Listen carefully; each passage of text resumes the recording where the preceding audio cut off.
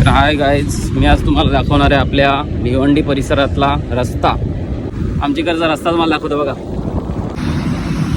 बघा गाईज, कसा आपला रस्ता एकदम सुंदर, सुशील पण बोलायला लागला तर काय बोला का, किती मस्त रस्ता ना. हे आपल्या भिवंडीची दुर्दशा. गाईज तुम्ही पाहू शकता आपल्या खारबाव एरियातला रस्ता. भिवंडी खारबाव कसा रस्ता एकदम भारी. असा रस्ता कुठे बघायला पण भेटणार नाही तुम्हाला. समजा अख्ख्या देशात काय अख्ख्या जगात पण बघायला नाही भेटणार वाटतं. असा रस्ता आहे.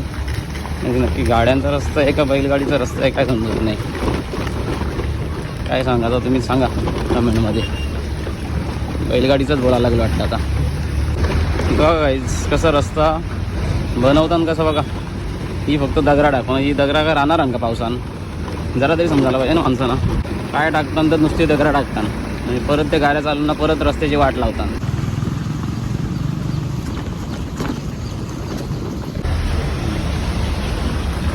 बघा गाईज मस्त आपला कालवारचा रस्ता.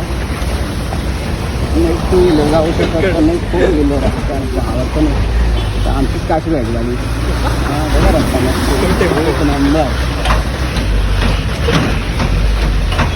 रस्त्याला नाव काय द्यायचा रस्त्याला नाव काय द्यायचा? लडाख भिवंडी रस्ता. अरे आपला नाव खराब कवा आहे माहिती आहे का भिवंडीचा? रस्त्यांमुळेच आपला नाव आहे खराब, बाकी काय नाही. बाकी सगळ्या गोष्टी आपल्याकडे भिवंडीत मिळतात.